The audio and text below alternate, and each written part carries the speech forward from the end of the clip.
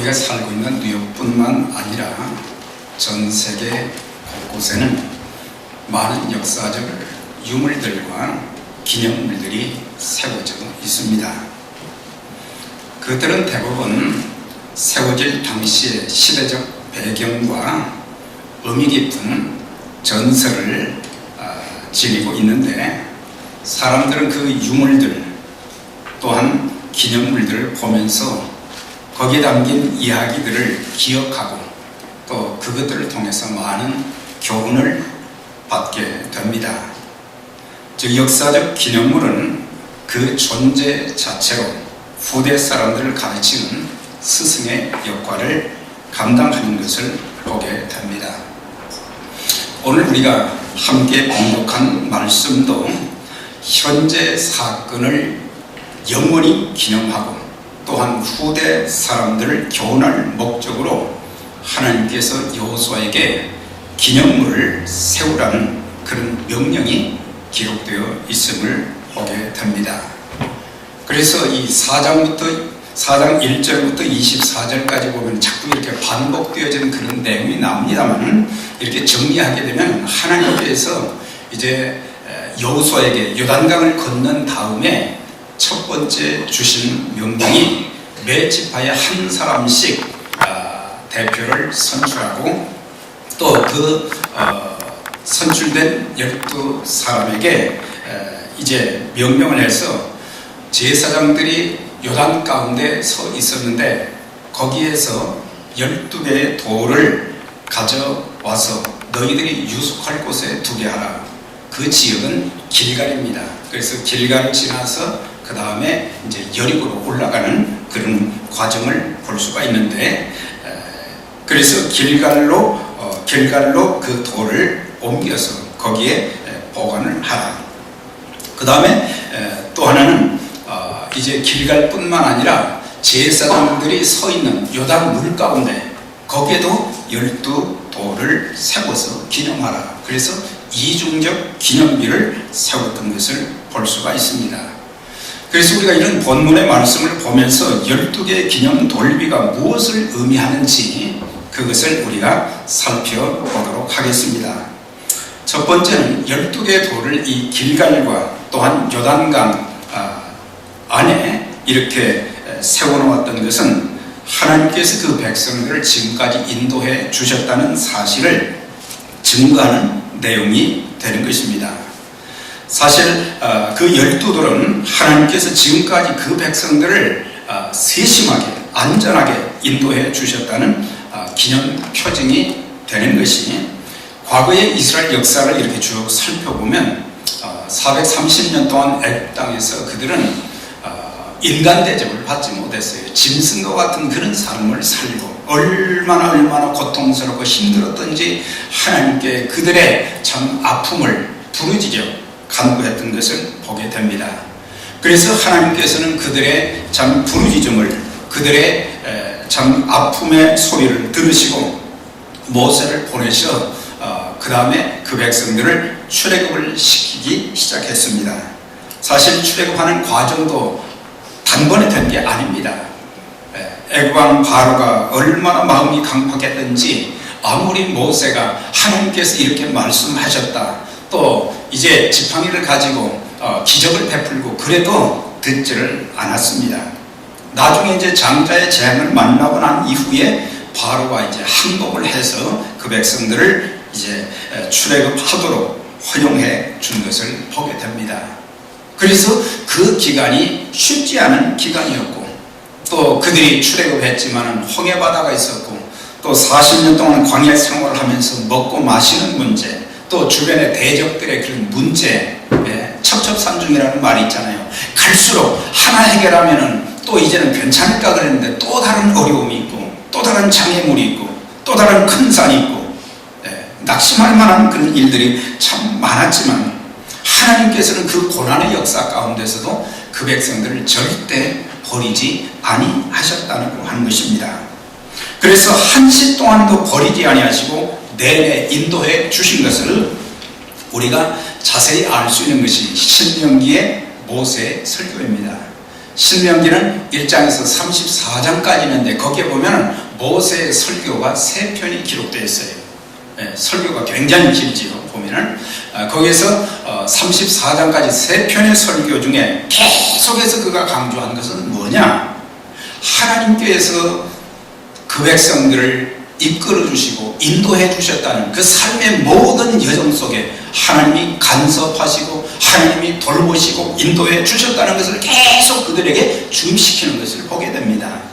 그러면서 너희들이 이제 하나님의 그 약속대로 가나안 땅에 들어간다고 할지라도 하나님의 은총, 하나님의 돌보심, 하나님의 축복, 하나님의 인도하심을 절대로 잊지 말라고 하는 간곡한 눈물이 흐르는 그런 설교였던 것을 볼 수가 있어요. 특별히 신명기 32장 10절 이하에 보면 여호와께서 그를 황무지에서 짐승이 부르짖는 광야에서 만나주시고 호위하시며 보호하시고 자기 눈동자같이 지키셨도다. 여호와께서 홀로 그들을 인도하셨고, 여기서 이제 그 설교를 정리하면서 하나님께서 너희들이 어떤 가운데 있을 때 이제 지켜주시고 인도해 주셨느냐, 황무지 짐승이 부르짖는 광야, 이것은 사람들의 도움을 받을 수 없는 그런 상황을 이야기하는 것입니다.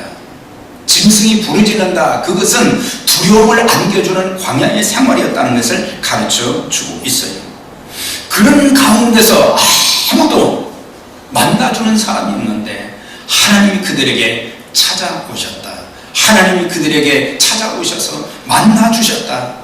만나주신 것으로 끝나지 않고 그들을 구체적으로 세심하게 호위하시고, 하나님께서 구름기둥과 불기둥으로 인도하시고 호위해 주시고 자기 눈동자까지 지키셨도다.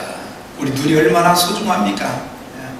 그런 것처럼 하나님께서 우리 눈동자처럼 지켜주셨다는 그런 설교를 하면서 다른 신들이 너희들을 인도한 것이 아니고 여호와 하나님 홀로 한 분이신 그분이 여러분들의 삶을 인도해 주셨다. 그것을 계속해서 기억하기를 원했던 것을 알 수가 있어요. 그래서 이제 광야 40년 동안 인도하신 하나님이 이제 요단강도 사실은 건널 수가 없는 거예요. 우리가 생각할 때는 뭐 쉽게 건널 수 있지, 요즘처럼 배가 있는 것도 아니고, 그렇기 때문에 사람들이 건널 수 없는 그런 강, 이 불가항력적인 그런 상황 가운데 처해 있었는데 요단강도 건너게 하셨다는 것, 이것을 지난 역사 속에서 하나님께서 우리를 위해서 어떤 일을 행하시는지 그 놀라운 일들을 기억하고 감사하고 기억하면서 기념물을 세워서 너희 후대들도 하나님께서 우리가 이런 어려운 상황 속에 있을 때 이렇게 지키시고 인도해 주셨다는 것을 그들로 하여금 배울 수 있도록 하라고 하는 것이 오늘의 말씀인 것을 보게 됩니다. 사실 이스라엘 백성들의 그 삶만 하나님이 인도하셨는가? 그렇지는 않지요. 여기 앉아 계신 여러분들이 그냥 참 지금은 아무 일이 없었던 듯 이렇게 앉아 계시지만은 지난 삶의 여정을 보면은 참 숱한 어려움들이 얼마나 많이 있었습니까? 슬픔도 고난도 아픔도 눈물도, 어떤 때는 너무 견딜 수가 없어서 참 내가 이제 내 목숨을 끊어야 되겠다 이런 상황까지 온 적도 있었지만 하나님이 그런 모든 생각들을 지워버리게 하시고 우리의 눈을 들어서 끊임없이 하나님을 바라보게 하시는 그 놀라운 하나님의 은혜, 그게 있었기 때문에 여기까지 올 수 있게 되었다는 사실이에요. 저도 개인적으로 이렇게 참 돌아보면 저희 집안에 통틀어서 예수 믿는 사람이 한 사람도 없었어요. 지금 여러분들 중에는 부모님들이 예수님 잘 믿어가지고 자연스럽게 예수를 믿게 된 분들 아마 큰 감격이 그렇게 많지는 않을 거예요. 저같이 예수 믿는 사람이 집안을 통틀어도 하나도 없었는데 그런 가운데서 내가 예수를 믿고 말이죠, 너무 감사해서 또 부모님의 구원을 위해서 눈물로 기도하고 그랬더니 또 하나님께서 극적인 상황 속에서 또 부모님들이 예수 믿도록 만들어 주시고, 이것만 해도 하나님께 감사한 일이 너무 많은 거예요. 삶 속에 여러 가지 어려움들이 많이 있었지만 하나님께서 감히 내가 어떻게 하나님의 종이 되겠다고 그런 기도를 할 수 있겠습니까? 네.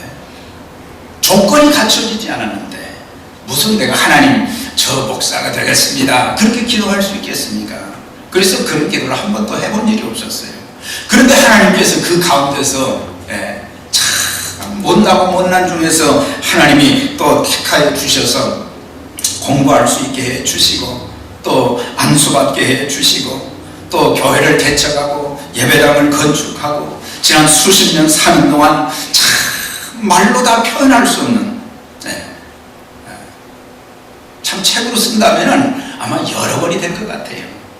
그런 숱한 역경과 시련과 아픔과 고통과 그런 삶 속에서 하나님이 내 삶을 한 걸음 한 걸음 인도해 주신 그 놀라운 은혜를 생각할 때 감사할 수밖에 없는 거예요. 그래서 맨 먼저 기도할 때마다 하나님 감사합니다. 감사합니다 한마디로 끝나는 게 아니죠. 하나님 무엇 때문에 감사합니다. 무엇 때문에 감사합니다. 무엇 때문에 감사합니다. 그래서 저는 이런 노래를 자주 잘 불러요. 아마 일주일에 한 번씩은 부를 거예요.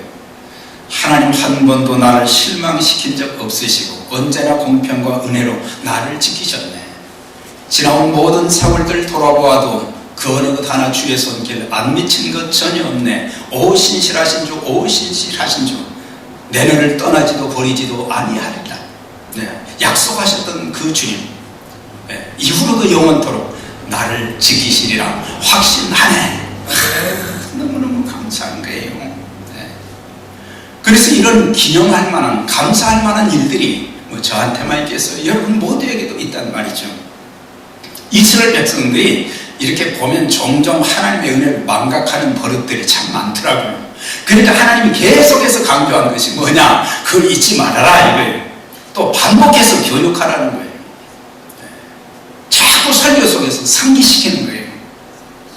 오늘 여기서 길가에 세운 기념비는 단순히 하나님께서 요단강을 가르신, 건너게 하신 것만을 기억하게 하신 것이 아니라 요단강을 건넜다는 것은 이제 가나안 땅 전체를 다 주시겠다고 하는 약속의 징표도 되는 것입니다. 우리가 이걸 알아야 돼요. 이 작은 거 하나 해결해 주셨으니까 요것 때문에 여기까지 감사합니다 그게 아니라 이후로도 계속해서 하나님이 한 걸음 한 걸음 인도해 주시고 하나님께서 모든 문제도 해결해 주시고 선한 길로 인도해 주실 것을 믿습니다. 그래서 작은 일에도 감사하게 되는 거예요. 하나님 감사합니다. 그러면 하나님 보실 때 저거 됐네. 그러면서 그 다음 또 감사할 수 있는 조건들을 자꾸 주시는 거예요. 다윗이 시편 40편 5절에 이런 고백을 했어요. 여호와 나의 하나님이여 주께서 행하신 기적이 많고 우리를 향하신 주의 생각도 많도소이다. 그래서 누구도 주와 견줄 수가 없나이다. 내가 널리 말하고자 하나 너무 많아 그 수를 셀 수가 없나이다. 다윗은 평생을 살면서 하나님의 기적을 많이 체험했던 사람이었어요. 그래서 그가 앞부분에서 뭐라고 고백을 했습니까? 나를 기가 막힐 웅덩이와 수렁 가운데서 끌어올리셨다 하겠어요. 기가 막힐 웅덩이와 수렁 가운데서 단순한 구덩이가 아니라 물론 요셉도 구덩이에 빠진 적도 있고 또 다니엘도 이제 사자굴에 들어간 적도 있고 그렇지만 여기서 웅덩이와 수렁 가운데 빠졌다는 것은 더 이상 헤어나올 수가 없다는 거예요. 헤어나올 수가 없는 불가능한 그런 상황 가운데서 하나님께 내가 여호와를 기다리고 기다렸더니 그가 나의 부르짖음을 들으셨도다. 그가 이제 내 발을 반석에 두사 내 걸음을 견고케 하셨도다 하면서 이 내용을 고백한 거예요. 하나님이 그런 상황 가운데 있을 때 나에게 은혜를 주셔서 나의 삶을 인도하시고 나를 구원해 주신, 나를 건져 주신, 내 삶을 인도해 주신 그 하나님께서 하신 모든 일들이 기적이란 말이에요. 그 기적이 자기는 너무 많았다는 것입니다. 그리고 나를 하나님이 얼마나 많이 생각하셨는지, 하나님이 택한 백성들 삶의 여러 가지 환난과 아픔과 어려움, 슬픔이 있어도 하나님은 한 번도 우리를 등지지 않으시고 우리에게 얼굴빛을 향하시고 더 나아가서는 우리를 늘 생각하여 주신 전능하신 하나님이십니다. 누가 나를 생각해 주겠어요? 사람이 어려움을 겪어보면요, 옆에 있으려고 사람들이 안 해요. 저 사람 옆에 있다가는 내가 불이익을 당할 것이다. 그래서 안 있으려고 그래요. 아무도 안 있어요. 그렇게 나하고 친했던 사람도 자꾸 부담감을 가지고 멀리 하려고 그래요. 근데 하나님께서 찾아오셔서 내가 너와 함께하며 내가 어디를 가든지 너를 지키며 내가 이 땅으로 돌아올 때까지 내가 너를 떠나거나 버리지 아니할 것이다. 찾아와 만나주시고 위로해 주시고, 또 위로해 주시는 것으로 끝나는 것이 아니라 기적을 베풀어 주시는 거예요. 다윗의 그 삶 속에 보면 사실 본래 직업이 뭐예요? 목동이었어요. 또 양도 많이 치는 게 아니라 몇 양을 쳤다 그랬거든요. 양 몇 마리 치는 보잘것없는 양치기에 불과했는데 하나님이 그에게 은혜를 주셔서 블레셋의 최고의 장수 골리앗을 말이죠, 물맷돌 하나로 말이죠 그냥 때려 눕히게 하시고,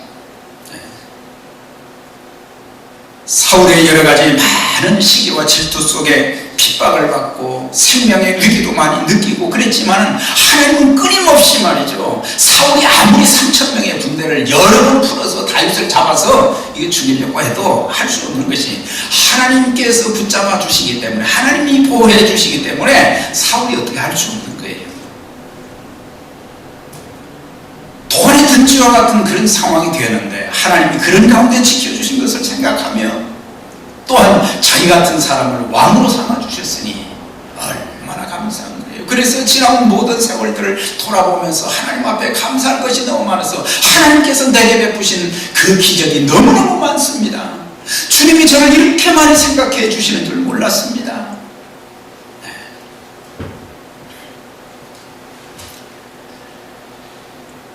그때 당시는 왜 이런 어려움이 나에게 있는가? 다윗도 지친 적이 많이 있었거든요.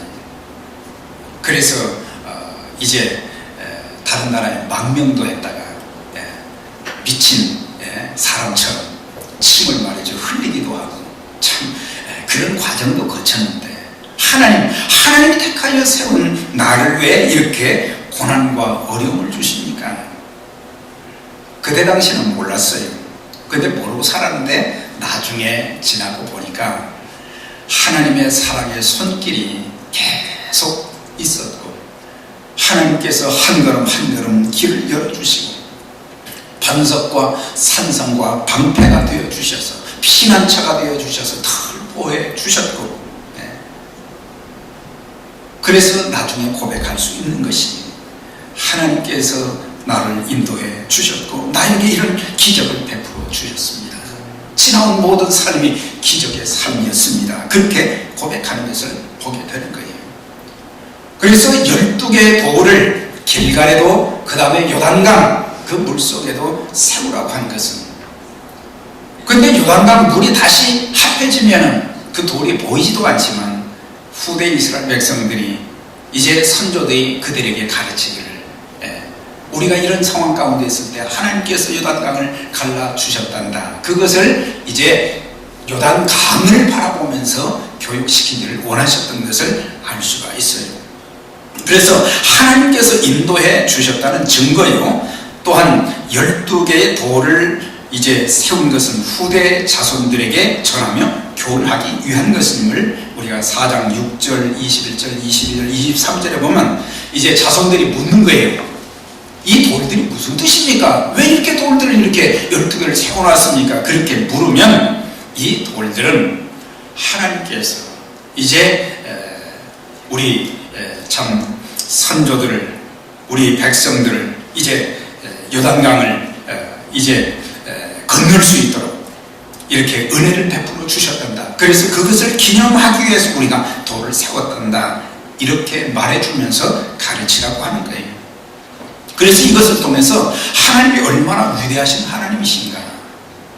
몸에 거두는 시기에 물이 창일했다, 물이 넘쳤다. 그런데 제사장들이 법궤를 메고 그들이 발을 물가에 담그자마자 위에서부터 흘러내리던 물들이 딱 수압이 되어졌고, 그러면서 밑에 물들이 흐르고 그 다음에 이제 육지처럼 건너게 되었다. 하나님께서 행하신 놀라운 일들을 이제 그들이 기억하고 깨닫게 하기 위해서, 그 다음에 이 세상에는 전능하신 하나님 한 분밖에 없다는 것을 그들로 하여금 증거하도록 하기 위해서, 섬기도록 하기 위해서 그 후손들에게 이것을 전하며 가르치라고 한 것을 보게 돼요.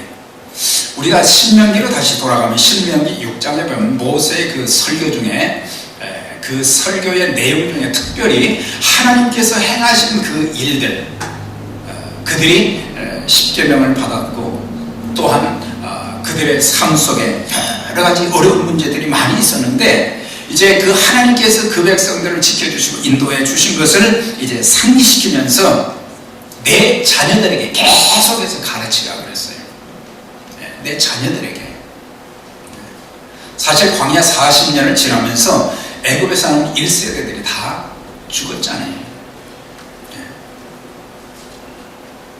하나님이 행하신 애굽에서 있었던 일을 잘 모르잖아요. 그러니까 이제 젊은 세대들에게 설교를 통해서 계속 강조를 하면서 이제 부모된 자들에게 이렇게 말하잖아요. 말씀하시잖아요. 이스라엘들아, 우리 하나님 여호와는 오직 하나님 여호와이시니 너는 마음을 다하고 힘을 다하고 성품을 다하여 내 하나님 여호와를 사랑하라.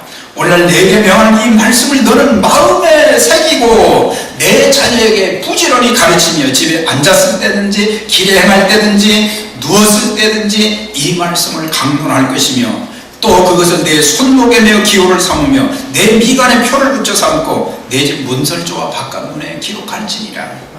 하나님의 말씀과 하나님의 행하신 것을 늘 기록하라 그랬어요.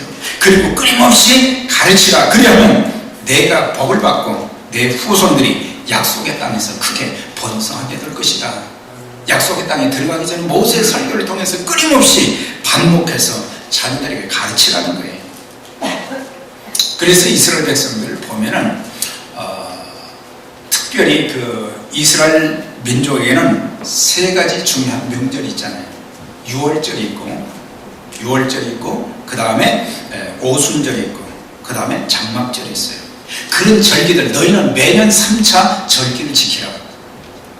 그래서 구약시대부터 시작해서 신약시대에 이르기까지 말이죠, 그들이 그 절기를 예루살렘에서 지킬 때면 20세 이상의 모든 남자아이들은 이스라엘 나라에 어디에 있든지 심지어 외국에 살면서도 그 절기를 지키기 위해서 왔다고 하는 거예요.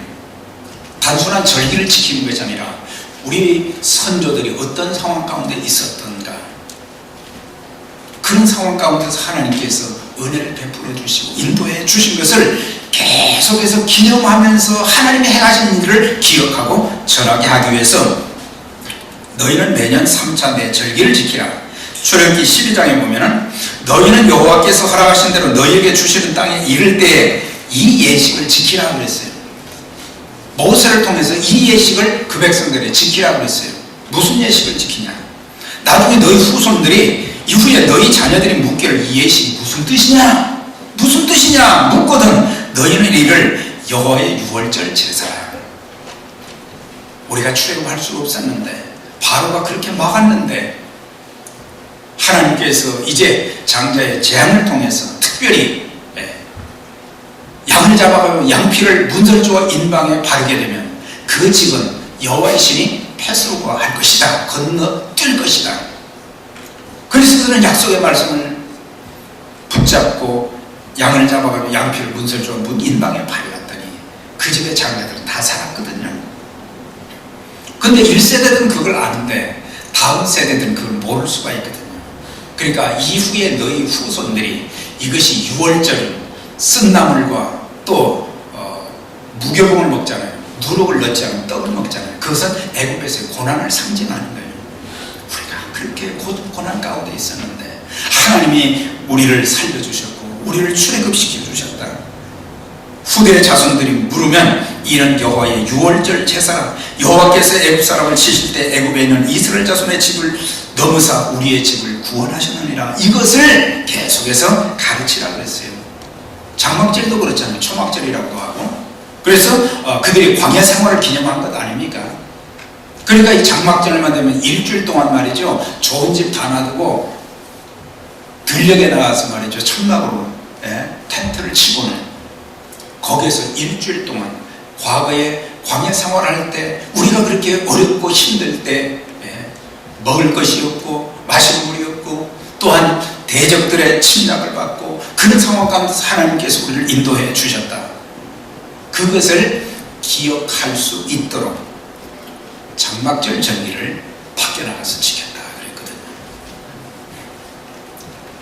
뿐만 아니라 이제 상징을 사용해서 그 자녀들에게 교육을 했던 것을 볼 수 있는데, 그런 것들이 바로 이 돌비를 이제 길갈과 그 다음에 요단강 가운데 세웠던 그것이죠.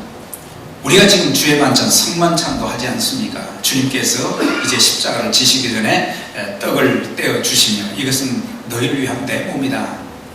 또 잔을 나누시면서 이것은 너희를 위해서 흘리는 나의 언약의 피다. 그걸 이렇게 말씀을 하시면서 주님께서 이 땅에 다시 오실 때까지 이것을 기념하라 그렇게 말씀하셨어요.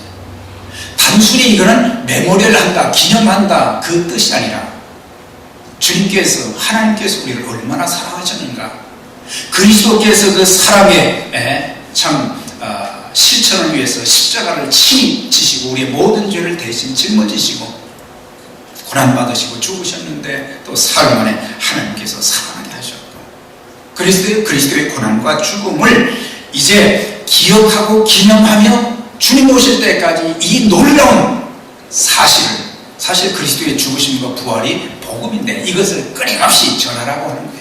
전하라고 하는 거예요. 그래서 이 기념비는 순종의 기념비예요. 하나님 말씀에 순종했더니 하나님이 강을 건너게 하셨고, 또 감사의 기념비로 하나님 베푸신 은혜가 너무 크다는 것을 기억하게 하고, 교육의 기념비예요. 그래서 이스라엘 땅에 가면 기념교회라는 건물이 너무 많아요. 좋은 면에서 세워진 건물도 있고, 또 예를 들면 이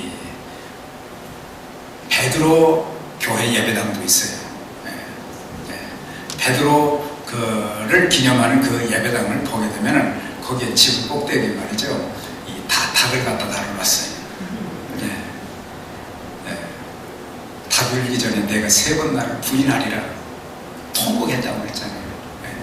그런 데 가서 이렇게 살면 안 되겠구나, 그런 것을 통해서 또 깨우쳐 주시기도 하는 것입니다. 또 한 가지는 4장 6절과 7절에 보면 신앙을 심어주기 위한 방편의 뜸을 알 수가 있어요.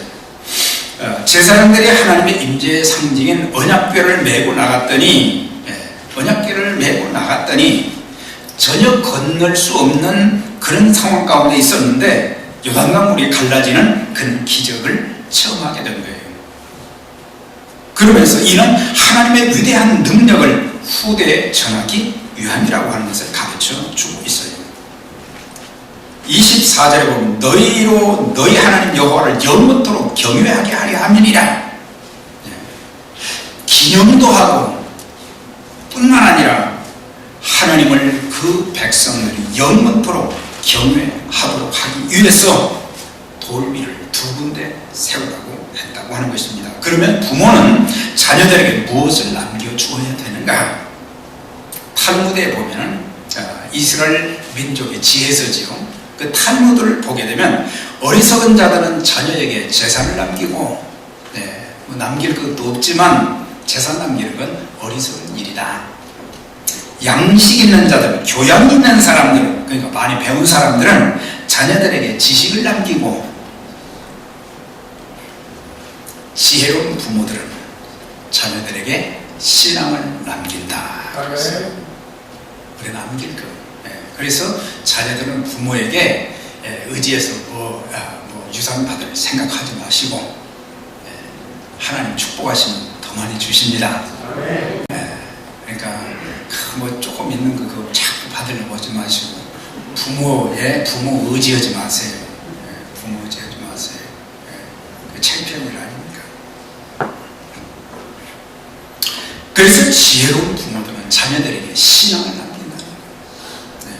우리 자녀에게 남길 것은 그거밖에 없어요. 아무리 많은 것을 남겨도 자식들이 믿음이 없으면, 하나님을 경외하지 못하면, 온전한 정신 가운데 살지 못하고 부자가 3대를 못 간다는 이야기가 있잖아요. 재산 줄 생각하지 말고 신앙을 남겨주면서 끊임없이 하나님 앞에 자녀를 부탁하면서 눈물로 기도하고 축복하는 그것이야말로 자녀에게 최고의 유산을 남겨주는 것이 되는 거예요. 우리의 자녀들에게 무엇을 남길 것인가? 우리의 신앙의 선조인 다윗은 이제 죽을 날이 가까웠어요. 그 젊은 한때 참 대단했잖아요. 다윗을 통해서 하나님이 엄청난 일을 하셔서 통일 왕국 중에 제일 큰 나라로 강성하게 됐던 때가 다윗 시대거든요. 근데 다윗이 이제 나이 많아서 죽게 되었을 때 유언을 하는 거예요.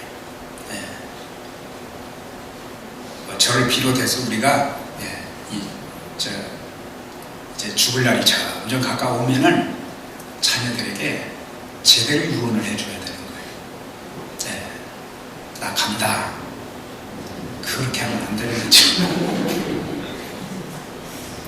예수 잘 믿어야 된다. 예수 잘 믿어야 된다. 하나님 말씀에 순종해야 된다. 그렇게 하면 하나님이 보장을 하시거든요. 하나님 축복하시거든.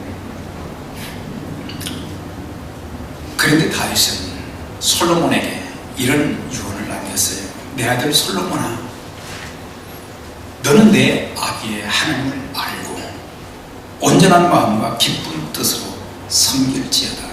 두 가지를 유언을 했어요. 내 아비의 하나님을 알라. 여기서 안다고 하는 것은 구약 그 성경에 보면 야다라고 되어 있고, 거기에 보면은 체험적으로 안다. 또 신약의 헬라에도 보면은 기노스코라고 되어 있어요. 안다. 그것은 경험적으로 안다는 뜻이에요. 지식적으로 하나님을 아는 것이 아니고 경험적으로 체험을 통해서 하나님이 이런 분이시구나 그걸 알았던 거예요. 그러니까 그 아들에게도 유언을 하면서 내 아비의 하나님을 바로 알아라 그랬어요. 그리고 또 한 가지는 온전한 마음은 흩어지지 않는 마음, 갈라지지 않는 마음으로, 전심으로, 기쁜 마음으로 하나님을 섬겨라 그랬어요. 최고의 유언이라고 저는 그렇게 생각이 돼요. 하나님 바로 알고 믿고 기쁜 마음으로, 억지로가 아니라, 체면 때문이 아니라 기쁜 마음으로, 감사한 마음으로, 은사 주신 대로, 능력 주시는 대로 하나님과 교회를 섬기는 그런 섬김의 삶을 살라. 그걸 제사로 남겼어요. 자, 우리가 한 가지 더 생각할 것은, 이 돌비에 대한 그런 그 내용은 바로 하나님께서 인도해 주셨다.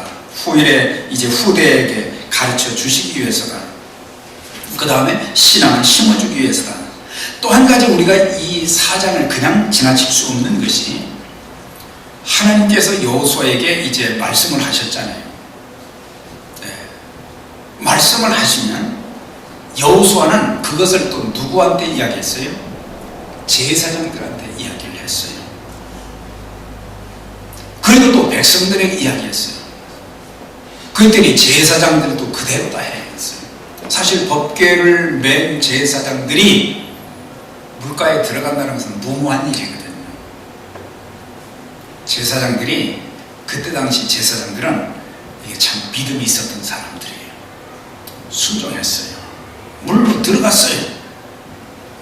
그리고 백성들에게도 이제 그대로 돌을 이제 가져다가 기념배를 세우러 갈 때 뭐 그런 거 할 필요가 있습니까? 그게 아니에요. 백성들도 그대로 가 있어요. 하나님이 말씀하시면 여호수아는 그대로 듣고 제사장들과 백성들에게 이야기했고, 그러면 제사장들과 백성들은 그대로 따라왔어요. 네. 그러니까 제사장이나 백성들이 여호수아의 리더십을 이렇게 세워준 것을 보게 돼요. 순종하니까 어떤 일이 일어났어요? 제사장들의 발이 물에 닿을 때 물이 그쳤다 그랬어요. 백성이 요단을 건너기를 마칠 때까지 이스라엘 백성들은 마른 땅으로 건너갔다 그랬어요. 나중에 이제 여호수아가 제사장들이 뭐라고 합니까? 백성들이 다 건너고 난 뒤에는 여러분들 이제는 강 밖으로 나오세요. 그때까지 있었다는 거예요. 근데 말이 그렇지 한 200만 명이 되는 그 사람들이 50명씩 이렇게 서서 말이죠, 줄을 서면은 어떤 사람은 계산을 했어요. 22마일이 된다는 거예요. 22마일 되는 그 많은 사람들이 다 건널 수 있도록 제사장들이 다 버티고 있었다는 거예요. 그들의 믿음, 그들의 인내, 그들의 희생이 없이는 안 된다. 하나님이 하신 일이지만, 그러나 제사장들의 그 믿음과 인내, 이거 얼마나 힘들겠어요. 물론 법계가 그렇게 무거운 건 아니지만은 200만 명이 건널 때까지 있다는 것은 그건 힘든 일이거든요. 그들의 희생, 이걸 통해서 하나님은 놀라운 기적을 행하셨어요. 하나님 교회 일꾼들도 주님의 교회를 위해서, 성도들을 위해서 인내하고 희생하고, 그리고 하나님 말씀에 순종한다면 귀한 직분자를 통해서도 하나님이 큰 일을 행하여 주실 것을 확실히 믿습니다. 이제 12들의 그 의미, 하나님이 그 백성을 인도해 주셨다는 것, 후대 자손들에게 교육하기 위함이었다는 것, 그 다음에 후대 백성들에게 신앙을 심어주기 위해서, 그 다음에 여호수아와 제사장들의 순종이 하나님의 기적을 체험하게 되었다는 것입니다. 이제 이런 사실을 통해서 하나님께서 우리에게 베푸신 은혜를 기억하고 감사하면서 이제 하나님의 행하신 일들을 사람들에게 전하는 것, 그것이 자연스러운 전도가 되는 거예요. 저도 훈련 받아서 뭐 이렇게 성경 구절을 많이 나열하는 그런 전도도 있지만, 내가 어떤 상태에 있었는데 하나님 나를 사랑해 주셨고, 나로 하여금 예수 믿게 해 주셨고, 예수 믿고 나서 내 인생이 이렇게 바꾸어졌고, 또 예수 믿고 나서 나의 삶이 이렇게 하나님께 참 영적으로 육신적으로 모든 면에 있어서 복을 받고, 이런 것들을 자연스럽게 얘기하게 되면 나도 예수 믿어야 되겠다. 성령님이 역사해 주셔서 예수도 믿게 되고, 그래서 우리 모두가 하나님의 행하신 일들을 우리의 자녀들에게 가르치고 세상에 믿지 않은 사람들에게는 증언해서 하나님이 하나님 되시고 하나님의 큰 일들이 여러분들을 통해서 계속 일어나는 하나님의 귀한 도구로 쓰임받는 저와 여러분들의 삶이 되시기를 주의 이름으로 축원합니다. 전능하신 하나님 감사합니다. 오늘도 우리에게 주신 말씀을 기억하고, 하나님께서 돌비를 길갈과 또 요단강 가운데 참 12개의 돌을 세워서 기념하라는 그 말씀을 통해서 하나님의 인도하심, 후대 후손들에게 가르치기 위해서 하나님을 믿는 참된 신앙을 교육하기 위해서라고 했습니다. 제사장들의 그 인내와 믿음과 순종을 통해서 하나님이 기적을 행하셨습니다. 하나님, 우리 교회도 이런 놀라운 하나님의 놀라운 기적과 은혜의 역사가 하나님 이제 믿음으로 살아가는 저들을 통해서, 기도하는 저들을 통해서, 그리고 또한 인내하는 저들을 통해서, 하나님을 섬기는 저들을 통해서 큰 일들이 일어나고 하나님 나라가 아름답게 확장되어지는 귀한 축복이 저들의 삶 속에 넘치게 하여 주옵소서. 예수님 이름으로 기도드리옵나이다. 아멘.